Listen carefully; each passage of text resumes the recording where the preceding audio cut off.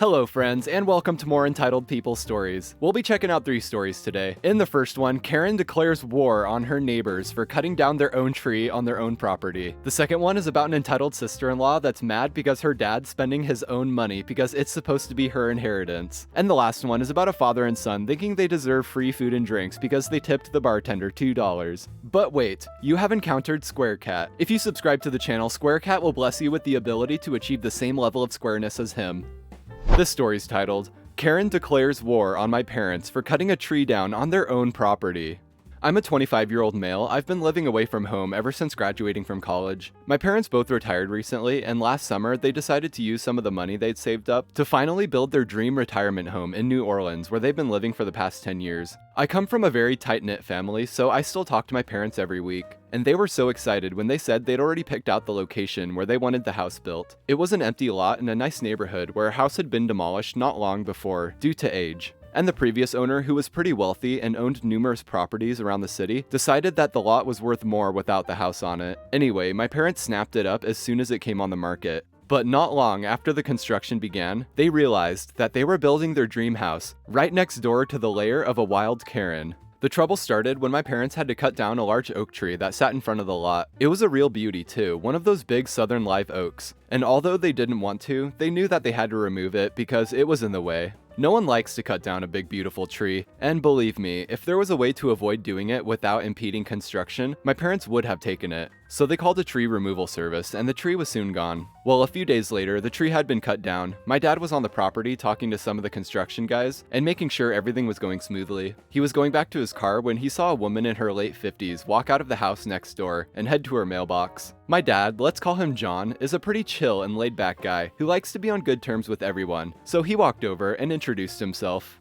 "Hi," he said, holding out his hand. "My name's John, and my wife and I are going to be your neighbors once our house is finished. I just want to come over and say hi and introduce myself. It's nice to meet you. What's your name?" Karen glanced at the extended hand, then looked up at my dad and glared at him. "My name is none of your business," she snapped. "I'm not going to shake your hand because of COVID, and even if there was no COVID, I still wouldn't shake your hands because you people ruined my life when you cut down my tree. I still can't believe how selfish you are. You should both be ashamed of yourselves." My dad was taken aback by this and pointed out that Karen had already had a nice big oak tree in her backyard, but Karen ignored him and stalked back inside her house. She never explained why she thought she was the owner of the tree that had been cut down, not once. And whenever my parents asked about it, she refused to answer. I guess it's just one of those things we'll never know, like what really happened to the lost Roanoke colony or the fate of D.B. Cooper. My parents met some of their other neighbors later that day, including a nice elderly couple who lived in the other house next door to Karen's. And when my dad told them what happened, the neighbors said Karen was like that to everyone, and no one in the neighborhood liked her. They also said that Karen had been nasty to them for a long time, and they were in the process of selling their house because they couldn't stand living next door to her anymore. Karen soon began living up to her reputation. For months, whenever my parents would visit the house to see how the construction was coming along, she'd find something to complain or confront them about. One time she said the construction workers were being too loud and threatened to call the police, even though it was the middle of the day. Another time, she said that the construction company was using illegal immigrants as cheap labor and threatened to call ICE and have the whole project shut down. My dad mentioned this to the owner of the company, and the owner sent Karen a formal letter threatening a lawsuit if she tried. I don't know if there were any actual grounds for a lawsuit, but the threat must have worked because ICE never showed up. Oh, and then there was the time she tried to have my parents' car towed for illegal parking when they parked by the curb of their still unfinished house. The first my parents knew about this was when the tow truck showed up, but the driver took one look at where my parents' car was parked and told Karen he'd send her a bill for wasting his time if she called him again. I could go on. Karen did everything she could think of to try and interfere. She was absolutely relentless in her crusade to avenge a tree she never even owned. Happily, the house was completed despite her best efforts, and my parents finally moved in not long after the holidays. My mom told me later that she caught Karen watching them bitterly from her window as they were taking some of the boxes inside. She was concerned that Karen might keep going and try something else, but I guess Karen was too busy wallowing in self-pity over her failure or something, because things were actually quiet for a while. But a few weeks ago, things changed. New Orleans had some really bad weather lately due to the winter storms that are battering much of the southern US right now. And one night, one of those storms was so powerful that it knocked over the tree in Karen's backyard. It missed falling onto her house, but it didn't miss falling onto her shiny new Jaguar and crushing it like a beer can. According to my folks, Karen didn't discover what happened until the following morning.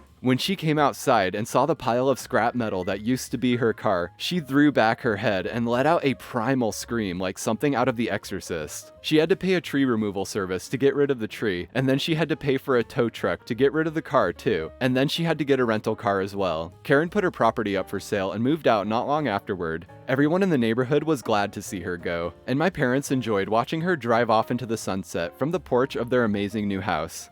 Edit for clarification, Karen did not sell her house right away. She put it on the market and moved out of it as soon as she could. I don't know where she is now, but I'm guessing she's staying somewhere else while she waits for someone to buy the property. I don't know if anyone has bought it yet, but since there was a pandemic going on, I think she'll be waiting for some time. Honestly, that's like the perfect fairy tale ending for them, for the Karen to move out right around the time when they move in. Cause I think all this really showed the kind of hell they would probably have to deal with if she continued being their neighbor. And I just can't help but find this whole thing extremely ironic. I think the tree gods must have really had it out for her for making such a big deal out of their neighbors cutting down their own tree. The tree gods are like, you don't get to decide which trees live or die, that's our job. And decided to smite her by making that tree fall right on her shiny Jaguar. Also, completely off topic, but OP mentioned the Lost Roanoke colony. If you love unsolved mysteries as much as I do, definitely check out that topic. It's very interesting. There's lots of videos about it here on YouTube. This next one is titled, Entitled Sister-in-Law is Angry That Her Father is Spending Her Inheritance. 2 years ago, I got married to a wonderful and intelligent woman. She's a surgeon. Her father is a very successful artist. He's done well and earns a great deal of money. In addition to my wife, the oldest, he has 3 sons, Larry, Mo, and Curly, and a daughter, sister-in-law, the youngest. My father-in-law, Phil, is in his mid-60s, still going strong, and enjoys his work and doesn't want to stop for another 5 to 6 years. He has enough put away that he could live comfortably the rest of his life. My sister-in-law is the youngest at 22 and in university as a pre-law student. Her father pays for everything: tuition, books, an apartment, car, fuel, a food allowance, etc. The two of them fight constantly. Phil is divorced from sister-in-law's mother. Both parties were having affairs. Well, sister-in-law was already upset at Phil as he took her credit card away after she tried to buy a last-minute business class seat home from Greece. Another entitled story. Well, even though it's been 4 years since they divorced, she hasn't quite accepted that her father is okay to see other women, and is very catty about them. Phil has an older brother, Jeff, who was the consummate bachelor. Well, Jeff's finally decided at the age of 67 to settle down and tie the knot. They're having the ceremony in a stave church in Norway where their family heritage dates back to. But when Phil announced that he was going to fly out to his only brother's wedding, sister-in-law lost it. She started yelling that he was spending her inheritance, and it was wrong. She launched into this huge tirade about how he went to Canada, New York, etc. Half the trip's business related. She then tried to convince her 3 brothers and my wife to back her, and that he needs to not go to save her inheritance. I kid you not, she actually said, "You're spending my money." Then threw a small tantrum when nobody would back her. My wife took her into the other room and sternly explained that the money belonged to Phil and none of them had any right to it. She seemed to calm down and came up with a compromise. He could take her too, and they could spend a couple weeks in Norway. This started an even bigger argument as Curly thought it was a great idea and he could go too. Larry, Mo, and my wife tried to point out that due to the church size and remoteness, only Phil was invited. Everything ended when sister-in-law drove off crying because we were being mean to her, and her father was going to make her poor. If you're wondering what I did during this little escapade, I stayed my happy self in the kitchen next door, preparing dinner where I could listen, but not be in the line of fire. This is just too good, you guys. How dare you spend your own money that you worked your entire life to save? You're supposed to hold on to it the rest of your life until you die so I can have it. So this one's called, Guy insisted repeatedly that I return the favor of him tipping me $2 and buy him his next meal and drinks at my job. I'm a bartender. Honestly, I hate my job, but that's another can of worms that's not relevant here. Anyways, yesterday I had a dad and his adult kid come in and sit where I was serving. So the dad and kid come in and sit at the bar and order some beer and ask to pay as they go. Not a big deal. About 4 beer bottles in, they ask where one of my coworkers is, and explain they want her cause she usually pays for half to almost all their drinks and food, once they realize I'm not gonna pay for them as well like she does. Sadly, she isn't in, so I'm stuck with them, as they start getting more and more upset and demanding because I won't pay for their things. They sit and chew me out while insulting me with a few sexually charged comments thrown in by them for good measure, all for not paying the favor forward. Their words. Like, thanks, but I make $2.50 an hour plus tips. You're not doing me any favors by giving me a $2 tip and sexually harassing me while demanding free things, when I'll be fired if I snap at you. Before they left, they called me a dirty whore as they hit on me, and laughed as the dad slapped the son on the back like it was a good joke. They then told me I was crap at my job and that they would ask to not get me as a server next time, and even chewed out my boss, who happened to be friends with these men, about how they need to get better employees. The entitlement like that was just astounding, and it was a horrible experience. I've dealt with a lot of crappy people working, but wow.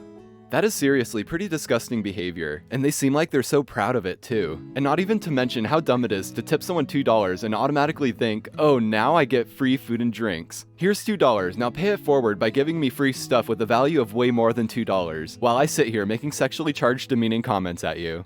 Okay guys, here's some cuteness to cleanse your spirit of all these entitled people. Sometimes you just gotta balance things out a little bit with some positivity. If you enjoyed this content, the best way you can show your support is by hitting that like and subscribe button. Thank you for watching everyone, have an awesome day, and I'll see you next time.